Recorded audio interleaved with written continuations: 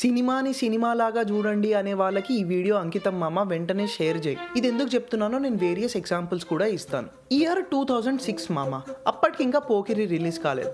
బయట జనాలు బట్టలు ఎట్లా వేసుకుంటున్నారు అనుకుంటున్నావు? షర్ట్లు ప్యాంట్లు వేసుకొని తిరుగుతున్నారు. ఒక్కసారి పోకిరి రిలీజ్ అయిన తర్వాత ఏమైంది అనుకుంటున్నావు? కాలేజ్ పోయే కుర్రాళ్ళందరూ టీ షర్ట్ పైన షర్ట్ వేసుకొని షర్ట్ ఫోల్డ్ చేసుకొని కనపడడం స్టార్ట్ చేశారు. సరే, ఇది నమ్మట్లేదా? ఎప్పుడైతే పూరి జగన్నాథ్ గారి సినిమాలు బయటికి రావడం స్టార్ట్ అయ్యే చూడు, అప్పటి నుంచి ఈవ్ టీజింగ్ అనేది నార్మల్ అయిపోయింది. ఈడియట్, అమ్మా నాన్న తెలుగు అమ్మాయి, ఎన్ని సినిమాలు వచ్చాయి వేర్ ఒక హీరోయిన్ వెంట ఒక హీరో అంతలా పడితే ఆమె చిరాకు పడకుండా ప్రేమించడం స్టార్ట్ చేస్తుంది అన్న కాన్సెప్ట్ అన్నమాట.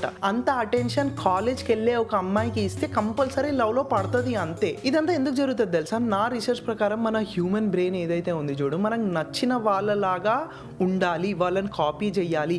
ఎప్పుడైతే మనం ఆ యాక్ట్ అనేది చేస్తున్నాం చూడు, హీరో ప్లేస్లో మనల్ని మనం ఊహించుకొని యాక్ట్ చేస్తాం అన్నమాట. ఇట్లాంటివన్నీ బిహేవ్ చేస్తుంది హ్యూమన్ బ్రెయిన్, అందుకు జరుగుతాయి.